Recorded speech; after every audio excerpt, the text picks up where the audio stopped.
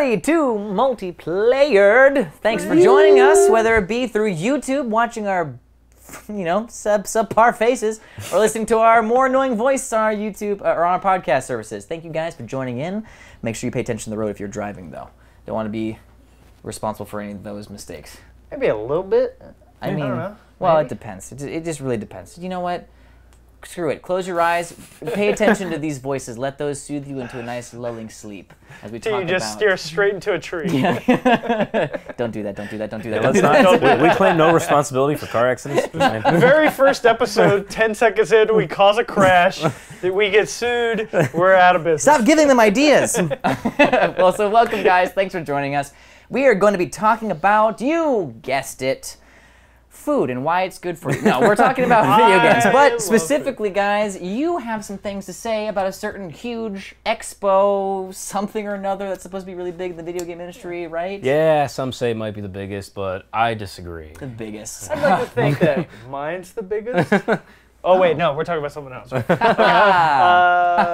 Dick jokes. If you didn't get the reference, it was to his dick. Thank you, Guillermo. No, but, well, it's kind of a milestone for Multiplayered. It was actually at an this thing that you guys are listening to, whatever pronoun you want to use for it. We're at E3. Yeah, we went Tell to E3. us about it now. Starting now. Now. Right now? Now. 10 seconds. Right now. Yeah. Right now. Well, obviously, we're just starting the show. So, this is a couple weeks after E3, obviously, and, so many people have already talked to death just about everything with E3. So, I was thinking for the most part, it's like we can talk about our personal experiences because this is like our first E3. Yeah. We went there as press with some awesome people with that hashtag show. Yeah, shout out to that hashtag show, another channel, some buddies of ours who, they cover everything. In kind of like the geeky pop culture world, games, anime, all that stuff. But yeah, they were covering video games for E3, and we told them, hey, we could help out. We could record some stuff for you, and yeah, we got to see a lot of cool stuff, play some games. It was really fun. Absolutely. Yeah, so definitely a big shout out to them for just letting us kind of collaborating, tag along. Yeah. So did some stuff for them, and we were able to go in as press and sort of shoot some stuff for ourselves as well. So thanks so much, guys, and be sure to check them out on youtube.com/that#show. That hashtag show TV. Yeah, if you put that hashtag show, it'll go to another link that has that hashtag show TV. But there you go. Do you guys want to also basically reenact one of their videos? They can just watch it right here. Yeah. Okay, so what was the make last sure you episode type about? it in correctly. Here it is. They got it. They're smart people. But yeah, thank you to them. And also, everyone wants to hear a little bit about it. I'm sure a lot of our listeners, a lot of our viewers haven't been to E3, and a lot of them that are, used to share your guys' dream to going E3. I'm sure they still have yet to meet that, So how was it, walking into all the booths and whatnot? Well, let me first mention that, obviously this is our first E3, but this has been, it's literally been a dream of mine to go since, I was probably either 5th grade or 6th grade. It's really when it first started. Come on. this matters. Yeah. one or the other. Who knows? Somebody go fact check for me. Create a Wikipedia Call his page mom, for make me. sure you figure out, But it's when G4 first started. I miss G4. I know, Yeah, right? same. Shout out to G4. You can check them out at G4. A lot of shout-outs. You can check them out. Never That's anymore. what this show is. It's just not actually talking about anything. Welcome to except that shout-out show. Yeah, but you had told me before you went how big of a dream it was, and then you told everyone involved how awesome it was while you were there. Yeah. Maybe we can put up a couple of ridiculous photos and some of the messages that were tagged on to our phones. You know what? We're gonna put a screenshot of one of the texts that you sent right around this area and how fucking annoying it was the entire time that they were there. Because it wasn't even you can clearly see it's he's at E3. Or for those who are listening, let me describe what it is. He's sending these pictures of it's a selfie, and it's such a tight selfie that you can basically only see just past inches behind his ears. But everything else is just his face, and he's wearing some like merch. And he's like, loving E3, it's the best here. And it's like, no one gives a shit what you look like at E3. We want to see, the stuff. This merch right here, that's what we had. And then lo and behold, Make is going to throw up. Actually, really, we have a lot of pull with Nintendo. They're really close with us. And they actually set up their own special booth in Mick's backyard right here. You can check that out. Miyamoto and I are just like this, son. We're basically brothers. Actually, the last my last job, I was working with a producer, and he was the one who was like helping. He's a live event producer, and he was producing all of the Nintendo World Champion stuff. Oh, cool. And so he was talking to me he met Reggie, Phil, and me. He met Miyamoto. He met all of them, and how amazingly nice they are. And That's I'm just awesome. sitting there biting my nails, trying not to hug him just to get the smell of past interactions with Nintendo people on me. You smell like Miyamoto. And I was like, was he nice? He's like, he was lovely. And I go, I bet he was. He was the nicest.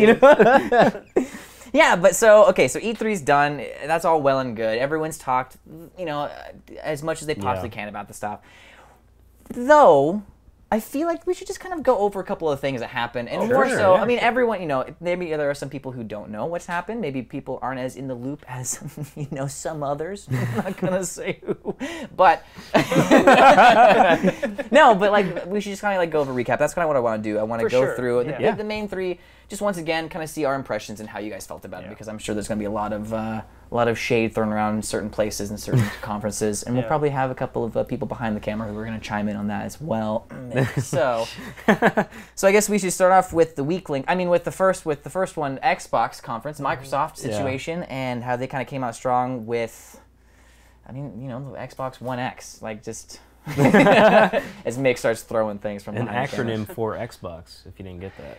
Very confusing name. Oh, that's so dumb. Yeah, you did. Yeah, Xbox. So it straight up is Xbox. Even our Xbox boy over here shaking his head like no. Oh, No, man. honestly though, I thought they had a pretty good conference. Overall, I thought they did a pretty good job. Everyone's always been saying oh, they don't have a great library. They don't have great exclusives. And some of their exclusives that they showed looked really cool. However, there's a caveat. There's the but. The exclusives that seemed the coolest, I don't think you need the Xbox One X to play. Yeah, that's definitely my big takeaway from Microsoft's conference is that, obviously they introduced the Xbox One X. They spoke about that for a decent amount. You're giving them so much credit for just saying introduced. They hoard out the Xbox One X. Well, but it's But honestly, that wasn't the thing that I even cared about, because it's not at all. They really didn't show off any games that they did with Anthem, and that seemed to raise a lot of eyebrows, which essentially looked like Microsoft's version or response to Destiny. Yeah, definitely. Yeah, but it's for the most part though, that's everything they were showing off was a lot of indie titles, and they also had Sea of Thieves, and they had Crackdown 3, and I was looking at all that, and I was like, this doesn't need some crazy 4K thing.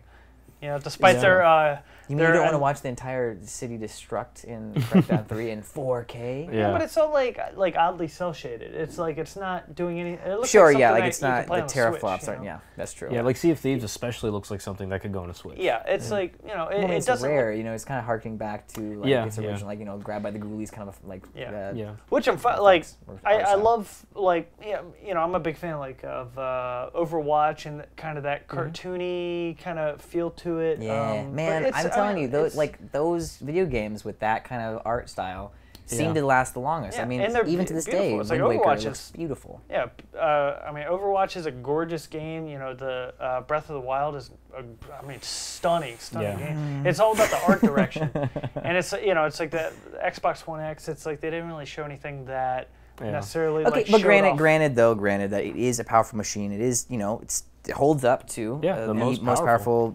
home console, and plus it looks beautiful, looks great. I just don't have a 4K TV, and I don't have the money to shell out to really have all that I can experience, to fully experience that. There's nothing. There's definitely nothing with it that is very interesting to me. The biggest announcement for me with Microsoft was their announcement of more backwards compatibility. Yes, that's with awesome. with the original, the OG Xbox. Yeah, I was like, dude. They should bring back. I don't know how you guys would feel about it, but I would totally buy one if they brought back the original Xbox, the fat controller. If they brought that back. I hate that controller. I don't know why. That was the first one. Like I started playing it. I kind of liked it. Nick is shaking his head furiously over there. Gosh. His head's about to fall off of his body. It was just so. I don't know. It was very like niche. You know, like you saw that and you're like, oh, that is Xbox. You know, like now it's unique. A brick. A brick shit house. No, I'm just kidding. I mean, you could beat the hell out of someone with it. That was a great, controller to throw at your friend when they kicked your ass. It left welts. It was a lot of fun. Like, what would win in a fight? A Dreamcast controller or the original Xbox controller? I mean, yeah, they were pretty similar. The bricks. That Xbox controller is just huge. Yeah. But I do agree with you. I do agree with you. That's the next console. It's Xbox Girth. The Xbox Girth. The Xbox Girth. It's just so fat. No, sorry. But don't forget the Xbox Girth X. God, Jesus. Oh no, and then they could do something like really cool, like Girth X height. Like it could be like 4x4. All right, not a good joke. We'll move on. No, but I do agree. The backwards compatibility is going to be a lot of fun. There's a lot of games I'd love to revisit. One of them would be Fable. I would like to go back and play Fable again. I mean, that's definitely like because I've never been a big Xbox fan. I've definitely have played. I went hard into that for a while. Yeah, I mean, it's like I played some original Xbox games, 360 games. I was a big fan of Gears. I played a decent amount of Halo and some other games here and there. But for the most part, it's like I've just always been more of like a Sony. You know what though? Guy. You know what game actually? If you guys watched our episode 0, which is kind of like a little bit of introduction about ourselves and what games we love, what games we grew up in playing. If you haven't, check that out. But one of the games that like really kind of brought me into one of the games that introduced me to the idea that games were not just games, that they were actually these beautiful stories or like these really like cinematic adventures and stuff like that. One of them being, actually there's two on Xbox specifically. One of them was David Cage's Indigo Prophecy, or it's called Fahrenheit depending on where you bought the game. The first, it's ridiculous now. You go back and you look at that plot and like the bad guy is the internet. Like it doesn't make any sense. But playing it for the first time, I was like, holy crap, this is an experience. And the other game, and I wish that the company didn't fold in on itself, the Oddworld franchise. The Oddworld franchise was so, and I know it like originated, Abe's Odyssey on PS1, but Munch's Odyssey and then Stranger's Wrath. Stranger's Wrath is the one I'm specifically talking about. I do like the twist in that game is kind of heavy-handed, but as a 14-year-old me playing that, I was like, this is amazing. Steves are the shit. That was one of those like diamond in the rough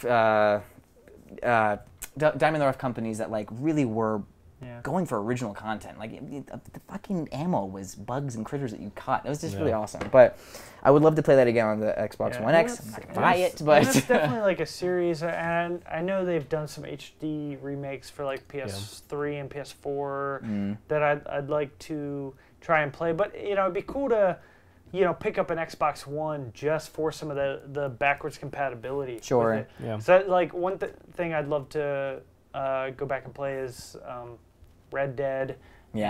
Stuff like that. And obviously I have it for PS3 and I could just play it. But just sort of using it as an example is like for some people that don't have that capability, it's like the Xbox One is great for just being able to go back and play some of these games that you might have missed from the Xbox OG to the Xbox 360. But the thing was too that the Xbox, some of those games that came out that were cross-platforms, Xbox.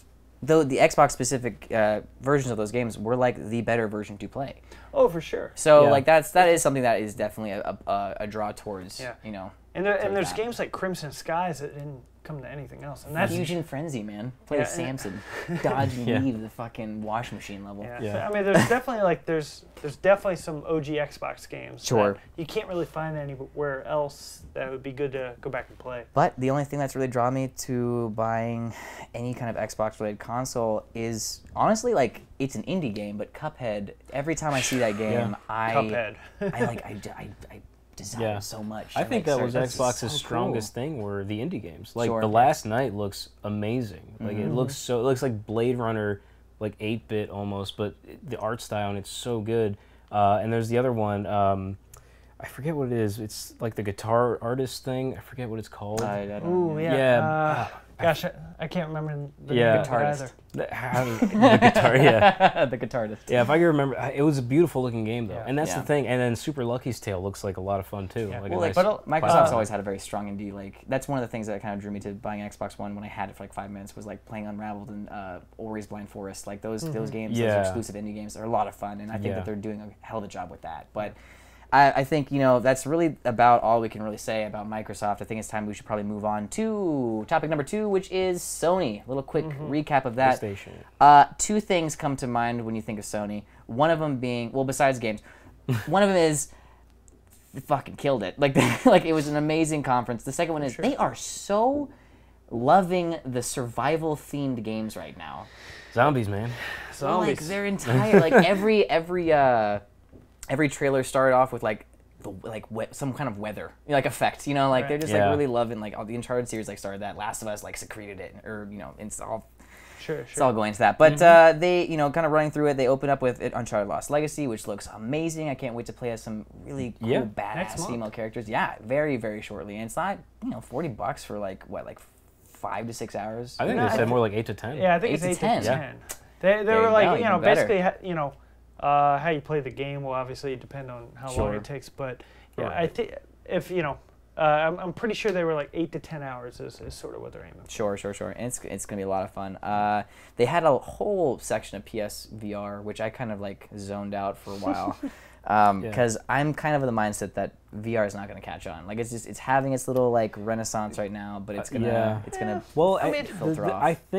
I think it is gonna take off eventually, and I think Sony's making a good push with it because their sales for the PlayStation VR is actually pretty good. But so was the Wii. And motion controls when that first came out. Yeah, but you look at VR now, and what do they have? They have some motion controls. It's true. It is true. I mean, it's something that's I don't think motion controls and VR are going away. It's something where it's somebody's always going to be kind of pushing that. And it's like your friend, the friend Brian. He always follows you around. He's not going away. Fucking damn it. Yeah, I totally agree, though. PSVR, we'll see what that happens. They did have some really cool titles that I think would be a lot of fun to play. Especially Bethesda is really doing a big push for VR. Mm-hmm. Sure. Well, that Fallout VR. That kind of scares me because Bethesda games, you look at them, they're massive, they're great, they're really fun to play. However, when a Bethesda game comes out, Fallout, Skyrim, etc., they're usually very janky, very glitchy. Oh, sure. So it's experiencing that in VR might be kind of weird. Sounds like a nightmare. Yeah, I don't want to. They start putting subliminal messages fire games. I can't imagine getting stuck in a cave in VR. Oh God, what do I do? I'm stuck. I can't move. I don't know how to handle it. Just not being smart enough to take off the helmet. I'm stuck for life. We're trapped like rats. No, I'm kind of thinking what I thought you were going to say about the scary part of that is how massive those games are. People are gonna not leave their VR. Well, that too. That happens already. People play games. I know, but the VR is a whole other level. You can plant your ass in a seat and play Skyrim for hours and hours and hours. God knows we all have. But imagine now adding the extra immersive you situation. Can't even see the VR. window or the time of day. You literally lose all sense of time until you have to go to the bathroom, which some people will just piss themselves there, depending on how immersive it is. That's why every PSVR comes with a big old diaper. Great. You got your Depends. Yeah, they did do a whole multi-million-dollar crossover. No, the Sony Depends. God. So look for that. That's breaking news that we just found out about recently. You heard it here first. The new Sony Depends. But moving on, that'll probably be at E3 2018. And then mark our words. We were here first reporting it. Moving on. Sony had a really strong conference, basically dealing with the release of games. They didn't have much of hardware show that they didn't have another console that they're releasing to compete with Microsoft. I don't think they felt like they needed to. No. Exactly. Yeah, that's the thing. They really don't need it. With the PS4 Pro, it's a notch below the Xbox One X, but it's what you need. It is what it is, and it's not even that much more expensive than a PS4 nowadays too. Maybe $100 more. Yeah, it's not much at all. But they did show a little bit more in depth with Detroit Become Human, which I thought that looks awesome. Amazing. Yeah. I still am very weary with David Cage games though. now that I've matured and I realize that the internet is not a good plot point, he's kind of doesn't know where he stands when it comes to genre. He really just wavers all over the place. You think you're playing like a crime thriller, and all of a sudden it becomes like a sci-fi thing. I mean, like, I'm specifically referencing Beyond Two Souls. What the hell was that game? Yeah, that crossed a lot of platforms. Jeez, a lot of genres. Every chapter was a different freaking genre. Yeah. And I was like, what are you? I think it was definitely like a stepping stone for Quantum Dream and David Cage, where they're trying to find that balance between like being something cinematic and something that's a video game. And you know, it's like I think he's just eccentric and he wants to have so much of his cake and eat it too. Yeah, I mean, you know, the thing I like about what they're doing is it's different. It's like, and I'm okay with different. Yeah, it's like, I mean, it's definitely like its own thing. Heavy Rain. When Heavy Rain came out, it like blew my mind. Sean! Sean! Sorry if I clipped there. John! Sean! But I mean, I was like a huge Heavy Rain fan when it came out because I had just never experienced anything like that game when it first came out. It was just incredible. So it's like if they can reach that again with this new game with Detroit, which I think that they might. It looks very promising. It looks very, very promising. Really cool. I think they've learned a lot from Beyond Two Souls, and I'm looking forward to what they do with their new game. Totally. Yeah, I think it's gonna be good. I have good feelings, and I mean, we're definitely gonna play it. This is a given. Like he sold us. Now it's just don't lose us. Yeah. Right. Yeah. Going forward, they did more gameplay, much more in depth of Days Gone, which is essentially every game you've played wrapped into one. It had like a lot of Witcher elements, you know, like the tracking situation. It had the survival kind of, you know, that freaking survival genre that they love so much, you know, and like the wilderness of like the upper west coast, like Washington area, you know, like pines and stuff. Yeah, Days Gone is still kind of like they haven't sold me on why I should care. You know, they like because I'm not the sure days are going, you know, and someone's got to stop them from leaving. So I'm not sure how I feel about it. They're basically gone. I mean, like, but like, did it impress you, Hav? Like, what did you? Well, one, their on-stage presentation with like bodies hanging off the ceiling was kind of cool. Yeah. But as for the game itself, like I'm not sure how I feel. Like, and you've talked to me about this before. Like, you had such a perfect like post-apocalyptic zombie game with The Last of Us. Yeah. It's like perfection. Don't call them zombies. Yeah, clickers or whatever. And then you've got this. Cauliflower faces. Yeah. That's what I call them. So but now you've got Days Gone, where there are hordes. You can use the hordes to your advantage. And it's just and they're like well, the 28 Days Later zombies too. Yeah, they're fast. Fast as hell. And like, I'm just not sure how I feel about it. Like, you've got this Americano man with the motorcycle and the gruff and the sleeveless vest and got his motorcycle. And they're like, who's your favorite character in Walking Dead? Okay, he's the main character in this game. What was your favorite part of The Last of Us? The scenery. Okay, put that in this game. Just and like a little Sons of Anarchy in there.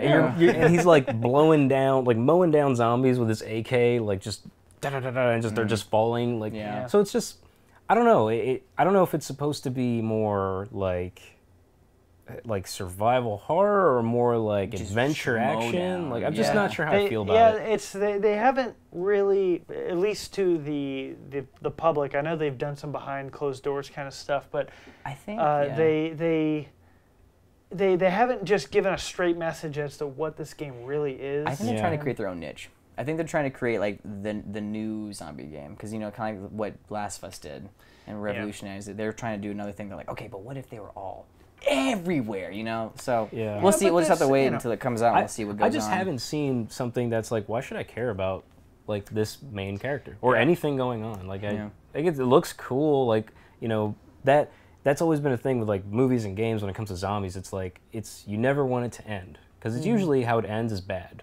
You know, everyone either dies or they find a way to escape, but they don't really. So, like, it's just, I'm not sure where they're going with it, and I'm just not seeing something that makes me want to care enough about it. Sure. I'll definitely play it. I just don't know if I'll like it. The thing is, I'd love for it to be great, just like any game. We all want that. Yeah, we all love all the games to be great, but then you plop it in one time, and it's just going to ruin your day. Just ruin your day. Yeah, it's definitely, you know, it's... I hope it's good. We'll see. If it's not, though, we have God of War and Spider-Man to pick up the slack. Oh, man, dude. Spider-Man looks so good. Spider-Man. You take Arkham City and you just throw Spider-Man. Right now. Yeah, we're talking about Spider-Man. It's so cool, man. Like, it just, you know, they took the Arkham elements, they made it with Spider-Man. And they brought in Miles as the that was Spider-Man. cool. That was cool, too. One of my, I was like, yeah. Yeah. Yeah, the first time, like, you know, we're going to see, like, a colored Spider-Man. And they were saying, and I heard this, that this Spider-Man story is not, like, origin at all. Like, this is not a young Spider-Man. This is, like, a Spider-Man... what'd they say? He's, like, in his 20s. I know that. I think he's kind of been Spider-Man for 8 years. I think so. I think that's what it was. So he's been on the job. Yeah. He knows what it's like to be Spider-Man. So it'd be cool if there's, like, some sort of balance with, like, a young Spider-Man with Miles and then an older with Peter. Yeah. I just hope it's still open world. Like, you can't have Spider-Man in open world. They've mentioned that it's going to be, you know, open world. You can, you know, web that was the best part about Spider-Man 2. They wanted, like, that's all you did after a while. But they definitely wanted to have those kind of big movie moments. Yeah. Kind of like in like the Uncharted series. They want these like big explosions, and giant big, set pieces and stuff. Exactly, like you're watching a Spider-Man movie. They wanted those moments, but then there will definitely be those times you could just. It's you know, free roaming. You can go do your own thing. I can't wait. The one thing, you know, when we went to E3, we were hoping to play it on the floor, and we couldn't. You know, it was a big bummer. They had like this great Spider-Man booth. And we're like, oh man, we're gonna be able to play Spider-Man. And we went in. It's like, you know, they show like there's like this huge helicopter and all these like cool set pieces, and then you know, you walk into this room. It's just somebody playing the same exact thing that you saw in the demo. They extended it a little bit. Just, I mean, like a little bit. But and honestly, I didn't think the guy was that good of a player. Like, he was getting hit a lot. Yeah, he's just like, come on, man. That Spider-Man. That was like when, I don't remember his name, but like, I see his face, glasses. The guy from Bungie, when he played Destiny for the first time on stage at E3. And he was like, he died in the first like 30 seconds. We're like, wow, dude, like, can we pick someone just else? like get some stock footage and like pretend you're playing. That'll still work for us. You can't die in the front of it. Yeah. But nothing beats Miyamoto playing Wii music. Anyway, so moving on to Nintendo. Actually, they killed it this year.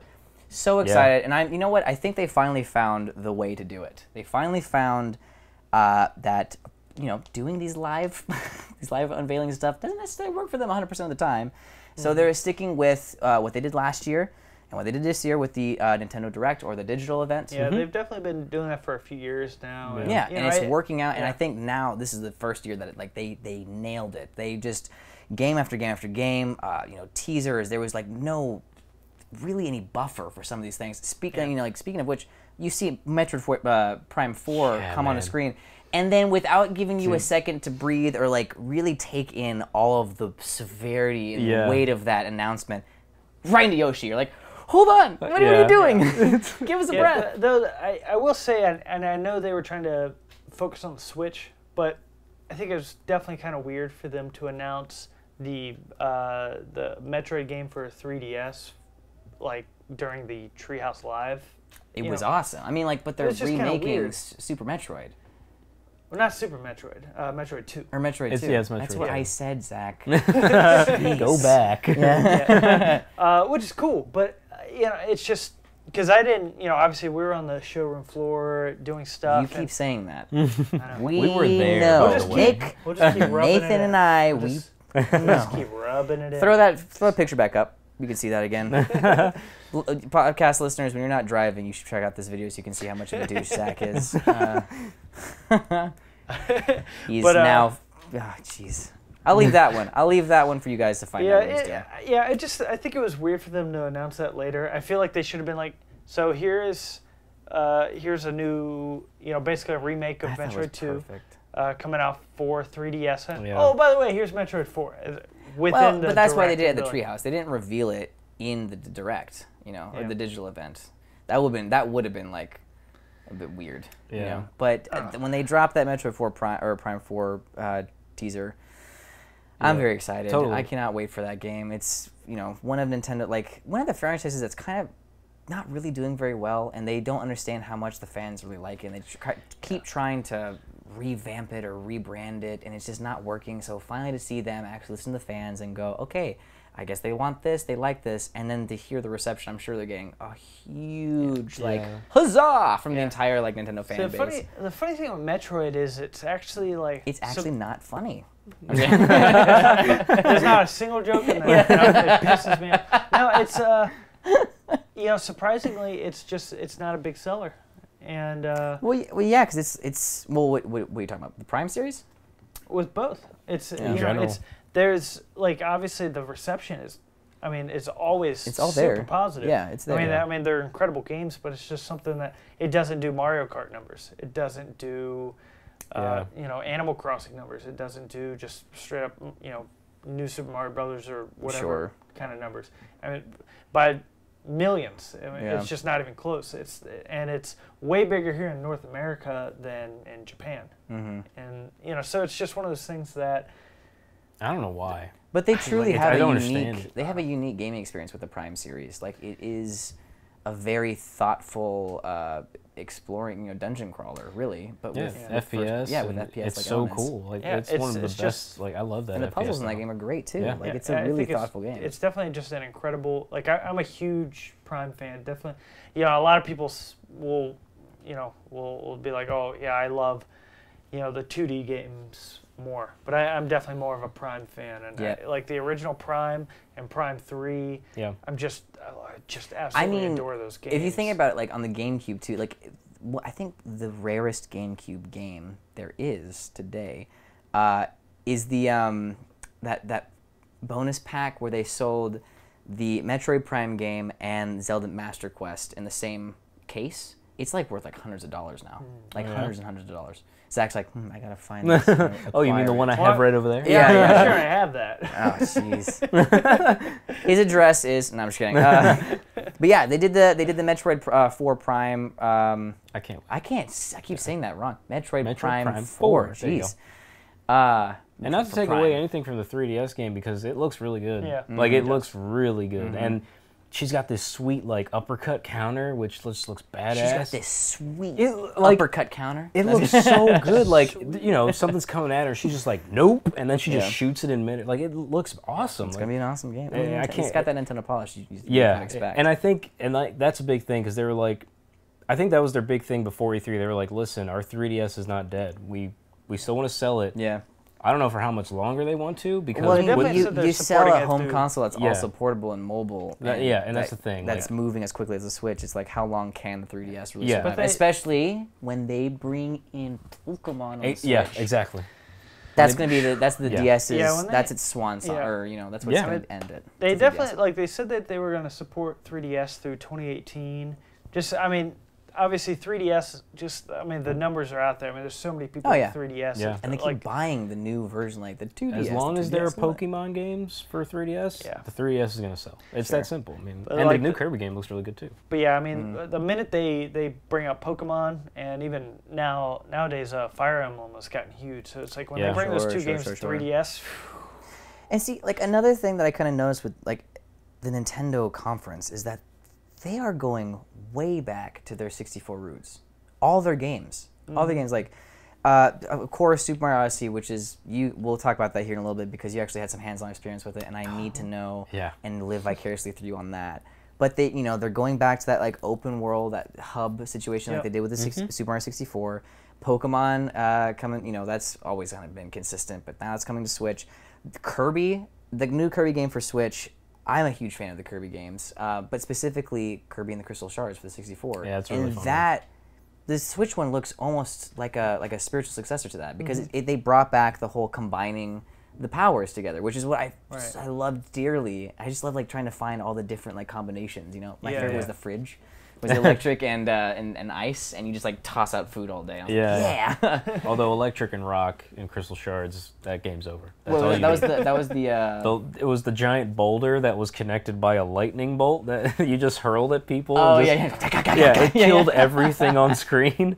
It was the best power. Oh man! Or when he takes out his flame sword, you're like, Jesus, where did that? But it's the Switch one looks like it's going to be a spiritual successor to that, which I'm really excited for. And then the Yoshi game also looks like very reminiscent of Yoshi's Story, which is another game that I truly, truly loved on the 64. I mean, even to the art style, like that, going back to the cardboard kind of cutout situation.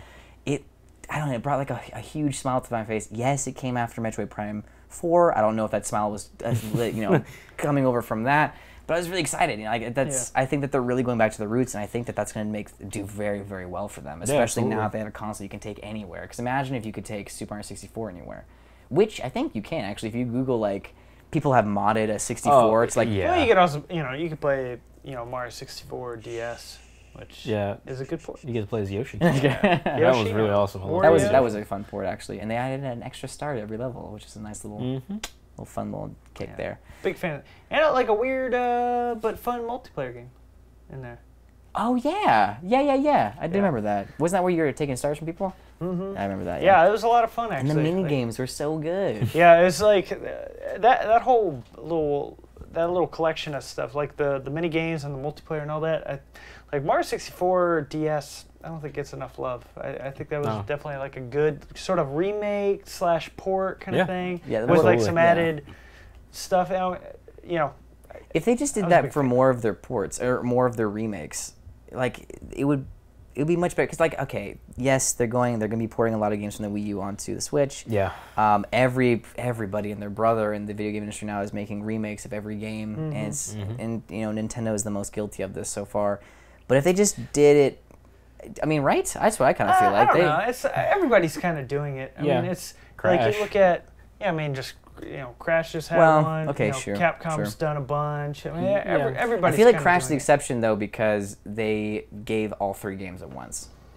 True. Well, and it is a franchise that's been away for a while too. Yeah, it's a franchise that everyone's been asking for years. I'm so excited for that. The thing is, everybody's kind of cashing in on that kind of stuff because everybody's starting to have this the people that grew up when they were 10 years old and they were playing these games are now 30 years old and they have disposable income and everybody's sort of doing these remakes or HD remakes or whatever. Or NES classics. I mean, here's the thing: we know they're gonna sell. We know we're gonna Nintendo knows that we are gonna buy them. I'm just saying that if they did more remakes the way that they did Super Mario 64 or Super Mario DS, and they gave that extra now there's more characters that you can play as, now there's extra stars in every level, they would it's just a really nice nod to the fans and to the consumers to give us a little extra because yes, I'm gonna play Wind Waker HD and Ocarina of Time remake and all that stuff.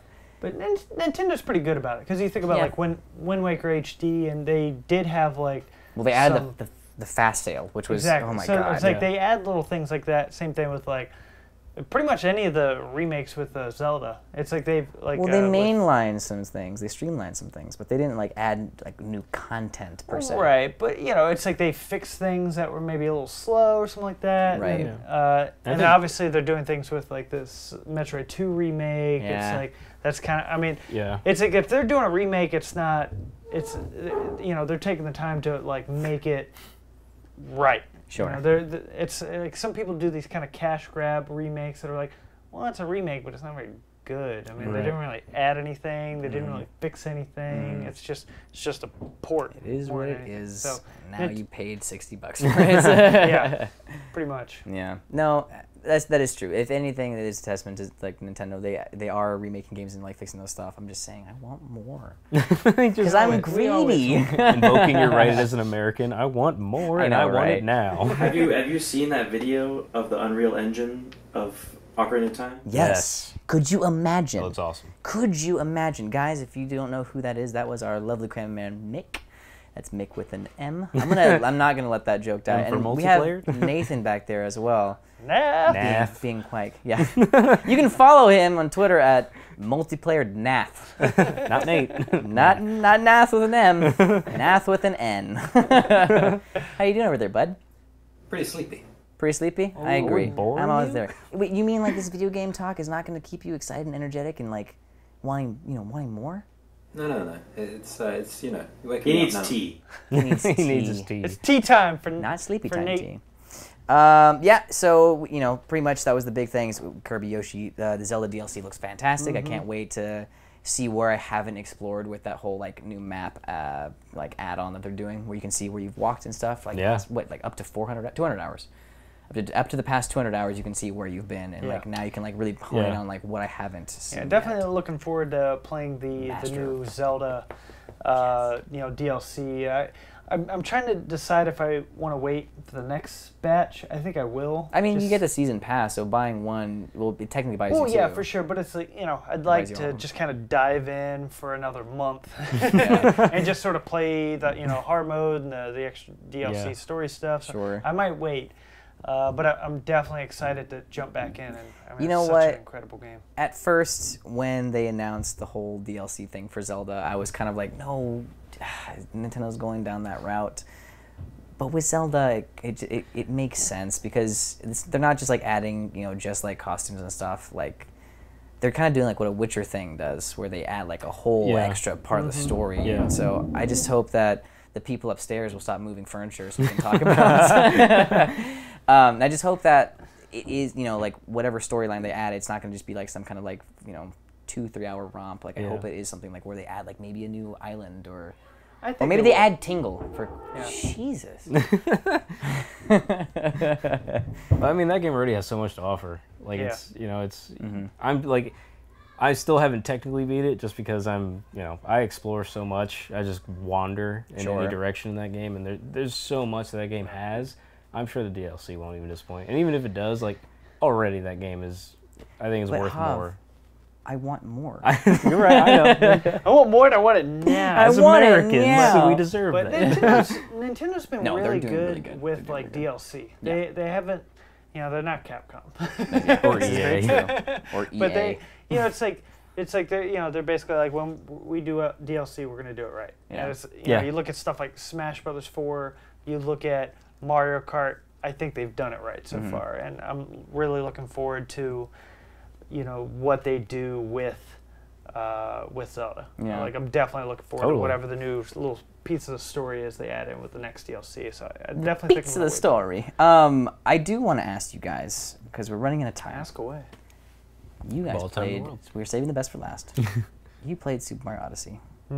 Yes, it was fun. You played Super Mario Odyssey. Yeah, got this cap because of it.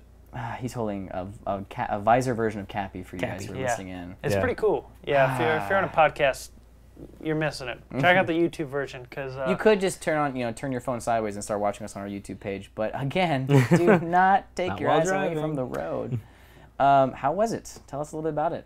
Was it everything that you thought it would be? Dreamed more? I mean, it was pretty cool. Super fun. Yeah, I'd say my biggest complaint, just to get that out of the way, is you had to play with the Joy-Cons separated. I like that. Well, it's so fine, comfortable. Yeah. But I'm just such a Pro Controller guy at this point. Like I love the Pro Controller. Wait, it still has the capability to play. Oh yeah. Oh yeah. You couldn't demo it. With the separated Joy-Cons, there's like motion controls and stuff. The up and throwing the hat and stuff. Yeah, right? and I was like, I'm just not into that. I'd rather have it. Everything is just on a button. I'm just like, I'm such a classic controller kind of guy, and that Pro Controller feels so comfortable. I just don't want to play any other way. It's like if you burn a single calorie playing a video game, then you're doing it wrong. That's right. Can't do I want to sit there and get fat while I play.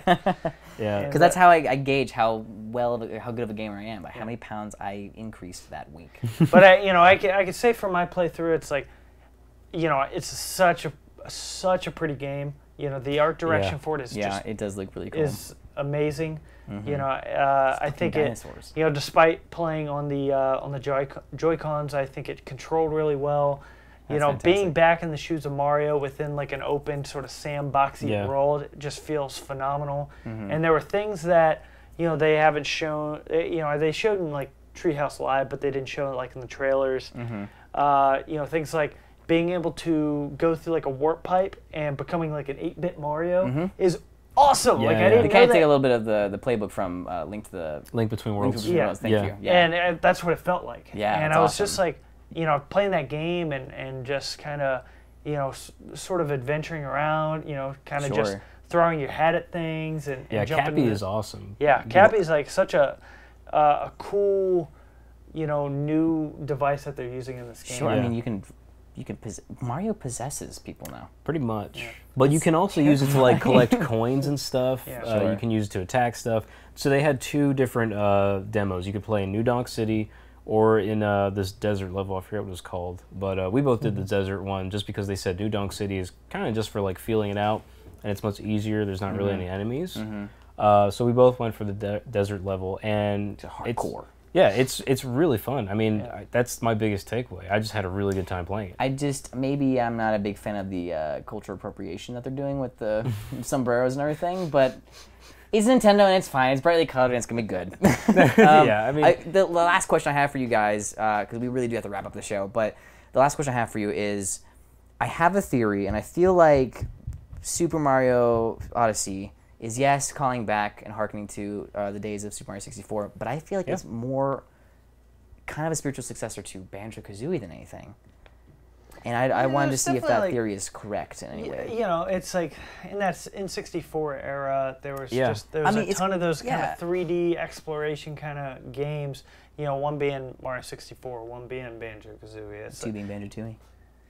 God, I love Banjo-Tooie. I know, so but I mean, like, those games, Odyssey shares a lot of similarities, you know, in game mechanics that Banjo-Kazooie and Tooie did. And that is, like, you know, each level has its own currency, and there's 100 of them. Or, not, well, in Banjo-Kazooie it was 100 and whatever. But they have their own currency. Each level has its own niche power. Like, I mean, like, you go to the forest, you can get the T-Rex. They all have their own little costumes, you know, kind of similar to Mumbo Jumbo, where you go and change into like a washing machine and like the walrus. You keep your shorts on with your backpack as a washing machine. That game so freaking much. It's just like it shares a lot of the similarities. You know, when you're looking for puzzle pieces in Banjo, you're looking for moons in Super Mario. Yeah. What the difference is between Super Mario 64 and Odyssey is that when you collect the moons, it doesn't break the game. You know, you're not. You stay there and you keep going. It's just like Banjo-Kazooie. You find that puzzle piece, you continue to keep going until you find them all. I think that's really awesome. But does it play like that? Yes and no. You know, it plays like any of those kind of 3D, you know, platforming adventure kind of games. You know, it's just. Like, it definitely, like, it has that vibe again. And I'm so happy it does. That's it's amazing. Like that Mario 64, Mario Sunshine kind of feel is just fantastic. And that's literally, the Mario game I've been waiting for. So it's like, new Super Mario Brothers, fine, you know, Mario 3D World, the first iteration. Fine. The 17th one is, I'm done. Yeah. Like, it's like, I've always been just a bigger fan of just those, you know, like the Mario 64 style. It's like, that's what I want. Just a single player Mario game where I can just explore. Just run around. And just do whatever you want. Absolutely. And this time you can throw your hat, which is awesome. I also want to mention that Nintendo easily had the best booth at E3. That was really cool. They basically built New Donk City, and it was just incredible. Just like going and checking it out was just so awesome. I mean, it was just like a little city within E3. Did you guys just like basically fangirl your way through that whole place? Yeah. And they just had this like huge stage that they were doing like Splatoon and ARMS competitions and stuff. Pokken tournament as well. Oh, nice. Pokken. Yeah, because that's coming to Switch. Honestly, and what was really nice about Nintendo is that the way it works, obviously, you know, you've got a bunch of booths with a bunch of monitors, and you got people in line to play it. And they did a really good job at structuring it. Like, nice. It wasn't just like clustered? Yeah, it wasn't just bodies and you just bumping into people as you're walking by. They organized it really well. And, you know, honestly, for the whole conference, for the first time open to the public, I thought in general they did a really good job at just organizing the people. Yeah, it's fantastic. And I think this is about, you know, we have to end the show eventually, but... No. Says all of our fan base in unison. But you can check out, am I right to say this? You guys can, you know, our listeners, our viewers can check out some content that you guys shot when you're at E3? Yeah, so, you know, one of the things, you know, obviously this is the first episode outside of episode 0. Hopefully you've watched it. But we're going to be putting up some of our YouTube content, basically just like some little, like, E3 sizzle reel kind of stuff. Yeah.